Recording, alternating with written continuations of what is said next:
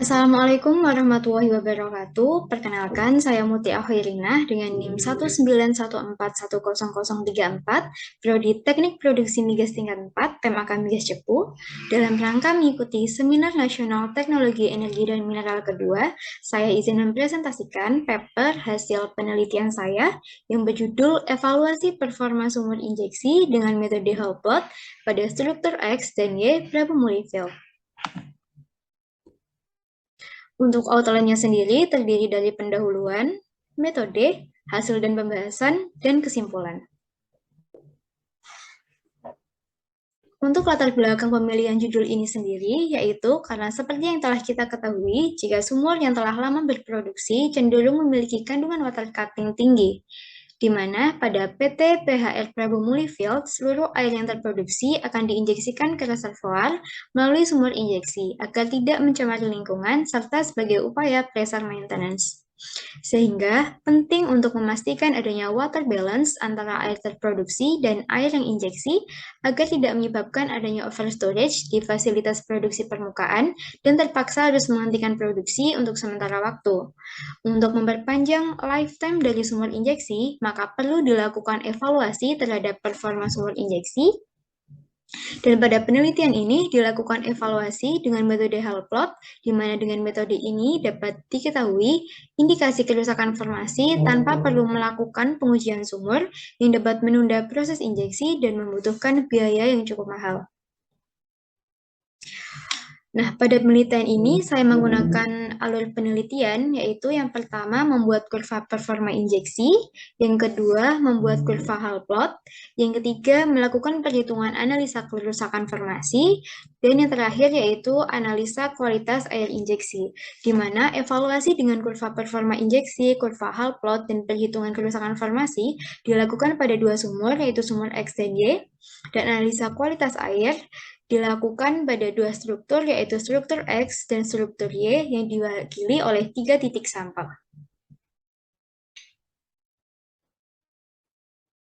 Nah, setelah dilakukan analisa kurva performa injeksi pada kedua sumur, langkah yang dapat dilakukan yaitu membuat kurva Hall plot, di mana kurva Hall plot ini merupakan kurva yang menghubungkan antara kumulatif volume injeksi pada sumbu X dan kumulatif tekanan wellhead pada sumbu Y. Hubungan tersebut akan membentuk kurva dengan kemiringan tertentu seperti yang ditunjukkan pada gambar, dan kemiringan tersebut merupakan kunci untuk diagnostik. Apabila slope berbentuk seperti slope A, maka menandakan pada sumur tersebut berada pada kondisi injeksi normal atau stabil setelah proses fill up. Kemudian apabila slope menunjukkan slope B, menandakan adanya negative skin atau injeksi di atas parting pressure. Dan jika slope menunjukkan slope C, menandakan adanya water channeling atau keluar dari zona injeksi, serta apabila slope membentuk slope D, maka menandakan adanya positive skin yang disebabkan oleh kualitas air injeksi yang kurang baik. Nah, metode Hall plot ini pertama kali diperkenalkan oleh Howard Hall pada tahun 1963 untuk menganalisa performa sumur injeksi. Dan pada penelitian ini dilakukan menggunakan metode Hall plot ini. Nah, gambar ini menunjukkan diagram flow injeksi struktur X dan juga struktur Y, di mana air yang diinjeksikan ke struktur X dan struktur Y berasal dari dua sumber, yaitu produksi dari struktur itu sendiri dan air kiriman dari P3.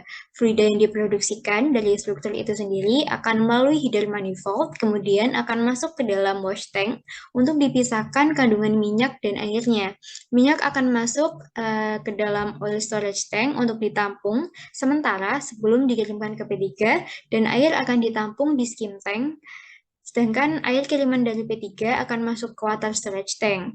Air yang ditampung pada skim tank dan water storage tank, sebagian akan langsung diinjeksikan ke sumur-sumur injeksi di struktur X dan sebagian dipompakan ke stasiun pengumpul Y, kemudian ditampung di water storage tank, di mana air tersebut nantinya akan diinjeksikan ke sumur-sumur injeksi pada struktur Y. Nah, berikut ini merupakan kurva performa injeksi dari sumur X. Nah, tahapan evaluasi kita yang pertama yaitu melihat kurva performa injeksi yang dilakukan untuk monitoring kelakuan injeksi pada kurun waktu tertentu. Nah, pada kurva performa injeksi sumur X ini merupakan kurva performa injeksi dari Juni 2019 hingga Februari 2021. Dapat dilihat pada grafik pada tanggal 27 September 2020 terjadi kenaikan volume injeksi yaitu yang semula 485 bwpd menjadi 1990 bwpd pada tekanan wellhead yang sama yaitu sebesar 531 psi. Data historis sumber menunjukkan adanya pekerjaan stimulasi breakdown pada sumber tersebut yaitu dengan menginjeksikan air dengan tekanan lebih besar daripada tekanan reka formasi dengan tujuan memperbesar permeabilitas batuan. Kurva berikut ini merupakan kurva performa injeksi pada sumur Y dari Juni 2020 hingga Maret 2022. Nah, pada tanggal 16 September 2020, volume injeksi mengalami penurunan yang awalnya 500 bwpd menjadi 353 bwpd. Sedangkan tekanan wellhead mengalami kenaikan dari 323 psi menjadi 934 psi, di mana seharusnya antara volume injeksi dan tekanan wellhead berbanding lurus. Maka perlu dilakukan analisa lebih lanjut pada sumur tersebut. Nah, setelah dilakukan pembuatan kurva performa sumur, selanjutnya yaitu membuat kurva Hall plot. Nah, berikut ini merupakan kurva Hall plot dari sumur X. Dari kurva tersebut dapat dilihat ada dua slope yaitu M1 dan juga M2, di mana kurva tersebut mengalami penurunan slope dan jika dibandingkan dengan kurva sebelumnya, dapat dikatakan pada sumur X memiliki skin yang negatif. Nah, berikut ini merupakan kurva Hall plot dari sumur Y. Berbeda dengan sumur X yang mengalami penurunan slope, sumur Y mengalami kenaikan slope yang menandakan pada sumur tersebut memiliki skin yang positif atau ada indikasi kerusakan formasi. Tahap selanjutnya yaitu mengumpulkan data yang akan digunakan dalam perhitungan kerusakan formasi. Berikut ini merupakan data sumur X dan Y yang dibutuhkan dalam perhitungan, yaitu total volume injected, well radius, ketebalan formasi total, average porosity, average permeability, water formation volume factor, dan water viscosity.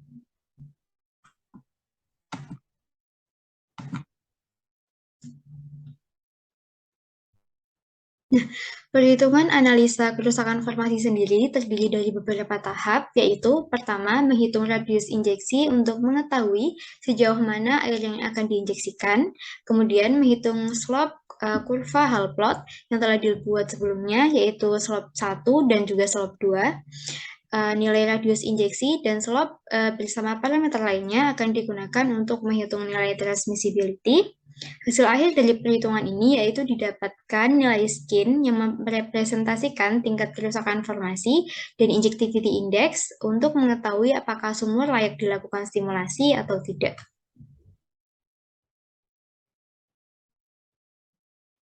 Tabel berikut ini menunjukkan hasil perhitungan analisa kerusakan formasi untuk sumur X dan Y, di mana apabila nilai skinnya positif menandakan adanya kerusakan formasi, dan skin negatif menandakan adanya stimulasi.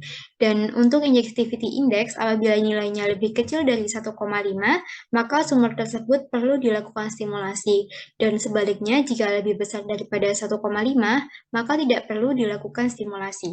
Hasil perhitungan untuk sumur X menunjukkan nilai skin negatif dan injectivity indeksnya lebih besar daripada 1,5 karena pada sumur tersebut tidak perlu dilakukan stimulasi.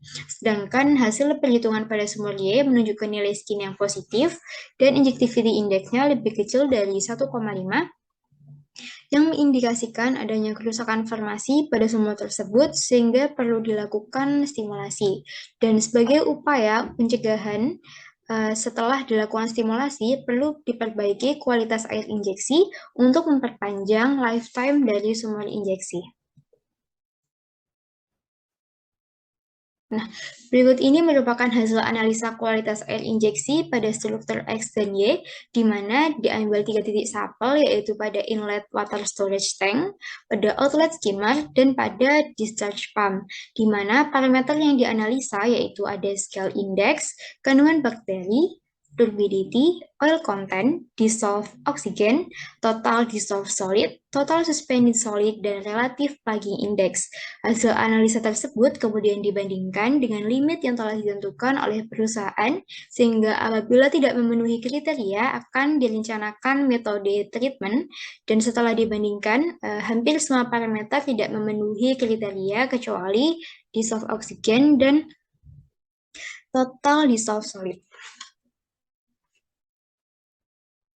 Nah, setelah diketahui kualitas air injeksi, maka perlu dilakukan perencanaan metode treatment untuk air yang akan diinjeksikan, di mana metode treatment itu terdiri dapat berupa chemical treatment, physical treatment, biological treatment, dan membrane-based treatment.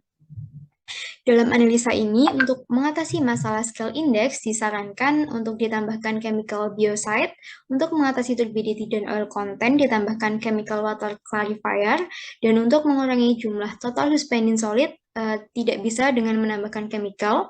Untuk itu disarankan menggunakan metode physical treatment. Dengan melakukan treatment pada parameter di atas, maka secara tidak langsung juga dapat mengurangi relative plugging index pada air injeksi.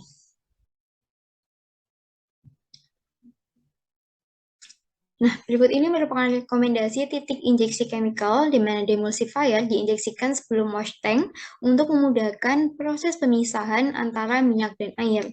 Untuk scale inhibitor diinjeksikan di bagian hulu dari diagram alir, yaitu sebelum API separator atau wash tank untuk fluida dari sumur, dan untuk kiriman dari P3 diinjeksikan sebelum masuk ke water storage tank. Water clarifier diinjeksikan setelah air dipisahkan dari wash tank untuk mengurangi kandungan oil content dan turbidity pada air setelah dipisahkan dari wash tank. Nah, dari wash tank perlu dilakukan physical treatment untuk mengurangi total suspended solid. Dan biocide diinjeksikan sebelum injection pump untuk mencegah perkembangan bakteri pada air injeksi. Nah, di sini ada dua alat yang rusak, yaitu nutshell filter dan juga cartridge filter. Dan disarankan untuk menambahkan satu alat physical treatment, yaitu penambahan hydrocyclone. Dari evaluasi yang telah dilakukan, maka dapat diambil kesimpulan sebagai berikut. Nah, analisa performa sumber injeksi dengan metode Hallplot. Yang pertama, hasil analisa kerusakan formasi pada sumur X menunjukkan nilai skin yang negatif 9,89 dan injectivity indexnya 2,89, di mana itu lebih besar daripada 1,5 yang menandakan bahwa sumur tersebut telah dilakukan stimulasi. Yang kedua, hasil analisa pada sumur Y menunjukkan nilai skin positif 20 yang menandakan ada kerusakan formasi, dan nilai injectivity indexnya 0,01, di mana itu lebih kecil dari 1,5, sehingga perlu dilakukan stimulasi pada sumur tersebut. Untuk hasil analisa kualitas air injeksi pada struktur X dan Y menunjukkan adanya beberapa parameter uji kualitas air yang belum memenuhi standar, seperti scale index, bakteri, oil content, turbidity, total suspended solid, dan juga relative plugging index.